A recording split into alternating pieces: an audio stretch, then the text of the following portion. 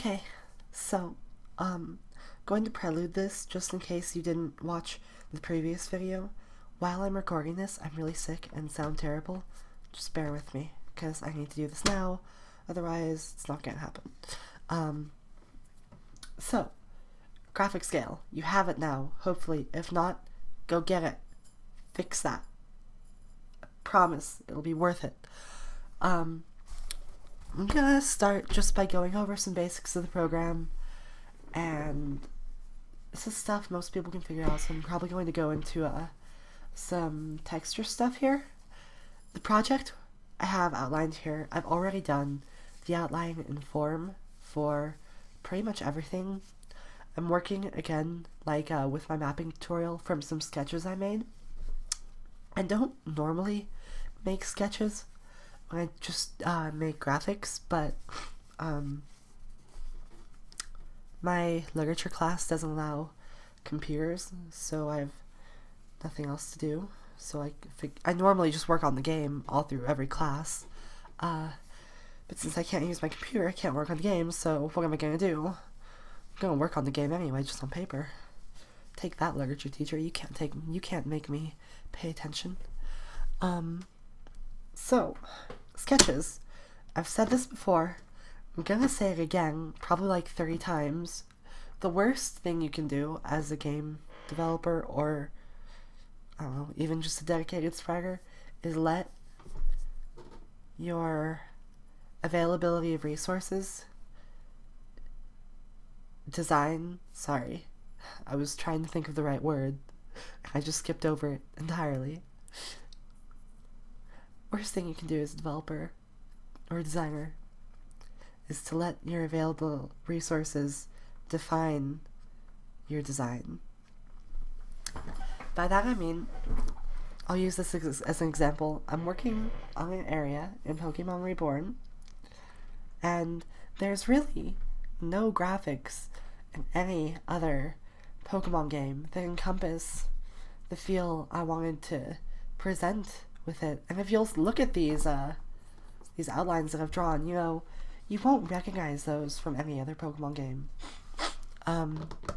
So rather than just making do with what's in the tiles I have, I'm endeavoring to create these graphics, and I feel like that's really going to add a lot to the game, A, in its uniqueness, B, in the fact that it's going to be a unique area, which sounds a lot like A, but I mean, with A, I mean the uniqueness as a game as a whole.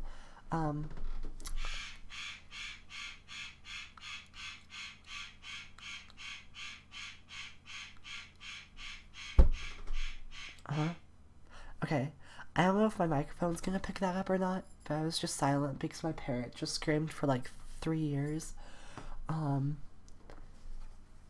Yeah, that's my bird. His name is Gemini. He's a cutie when he's not angry, so never.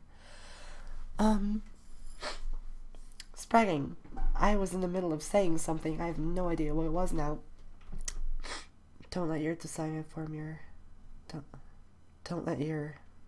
I quit. Okay. Let me just get to work. How's that? Okay, magnifying tool, graphic scale, basics. Left click, zoom in, right click, zoom out. I didn't know this for a while. I thought you could only zoom in and I had to use like this thingy here to zoom out. Oh, speaking of that thingy there, in my previous video, I realized that after I rewatched it, the streaming program didn't pick up this window stuff and didn't show the options menus I was trying to show you. So oops. But I think I corrected that now. So un-oops. Anyway. Oh, similarly with the left click, right click thing, when you're using a color tool, like the line tool or pencil or whatever, anything that uses a color, left click drops the color, right click picks up a color. So there's no like eyedropper tool, because everything is an eyedropper tool. Isn't that wonderful? Okay, what the hell am I doing? Oh, I was saying how I sketched everything out beforehand because I want to have a clear idea of what I'm working on, and what the hell else am I going to do in class? Not pay attention, that's for sure. Okay, so I'm going to work on this little square thing here. Doesn't look like much. As I said before, I already did all the form and outlining stuff earlier because that's a much bigger ordeal than just like color and texture stuff, which is what I'm going to start with. So, color. I'm going to grab the box tool and pick a color, and I can use these sliders here to make it a different color, more or less gray, or just darker or lighter. So I'm going to go for a kind of greenish tint, pretty gray though, and pretty light. I want it more gray than that, and we're just going to fill. Okay, so that's going to be the basis for my stone color here. Now, that looks pretty bland just in itself, so we're going to kind of have to rough it up a bit. This is what I mean by texturing, because like when you're working with art in like a pencil format or something, you know, I'm gonna grab a little bit darker color for an example.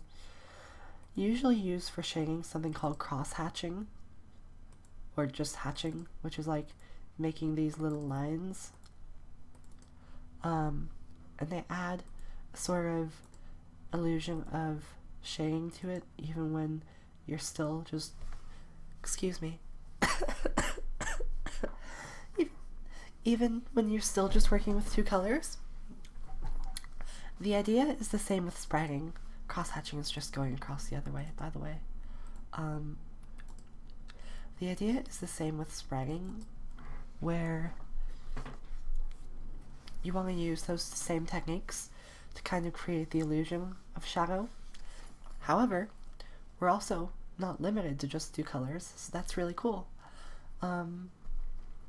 Yeah, I was just making this texture as an example, but I kind of like the way that looks. I'm gonna pause the video while I fill this in, and we'll see what it looks like, okay? I'm sure all this junk just appeared on your screen. Basically what I did is I'm making an example of a few different textures in that little area so I could show you. You can see around here what they look like up close, and then there's a little thumbnail, actually. Another reason graphic scale is cool. Up in this left area, so you can see what it looks like at normal resolution. And if you're working with essentials, remember it's going to be 200% resolution, so it's going to look a little more bigger than that. Thumbnail resolution can't be adjusted as far as I know, but that's 200. Anyway, this is basic cross-hatching up here. This is that cool pattern that I was playing with, but I actually don't like it as much as I thought I would. And then this is blank. This is what I'm actually going to end up using. So let me just create a grid, grab a snap to, whoop, move that into place. Okay, those are just for example. So it's been like 7 minutes already, or at least the first part was, which is way more than I thought. I swear there's like a time warp when I'm recording. On the second thought, we haven't really done anything.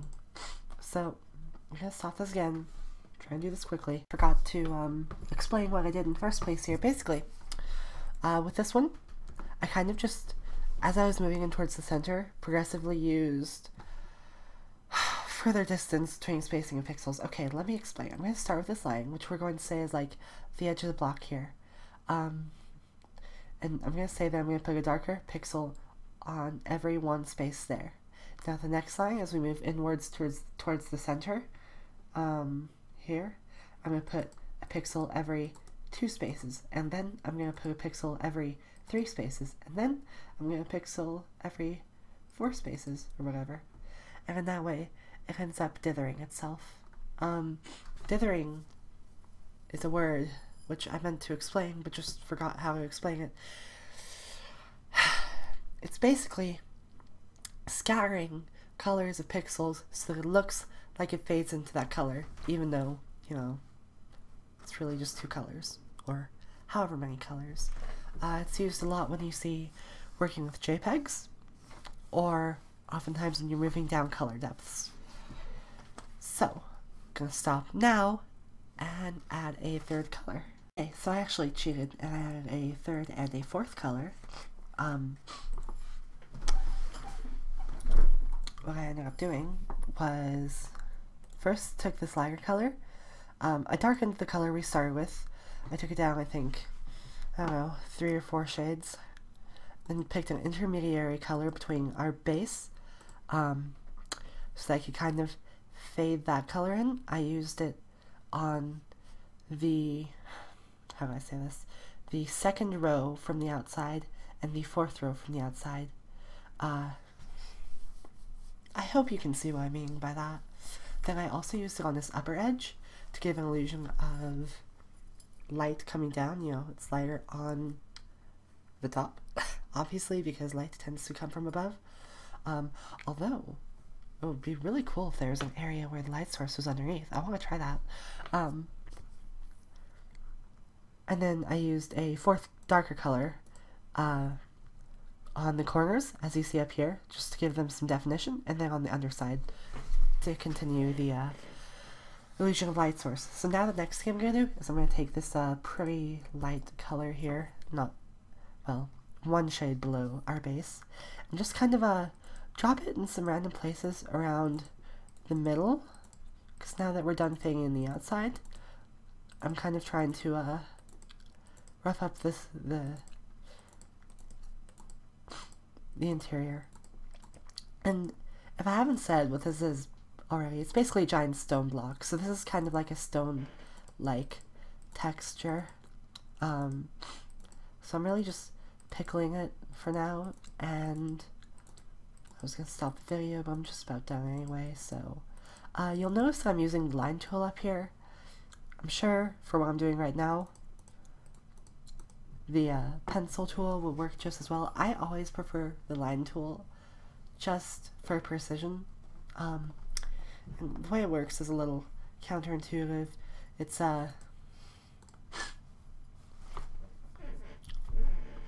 left click once, you can drag the line around, right click to drop it. In this case, I'm just, you know, left click, right click, Control Z, because I didn't actually want that there. So I have the face of this block sufficiently dithered. Next thing I'm going to do is try and add some cracks to make the stone appear withered. So I am going to pause while I do that.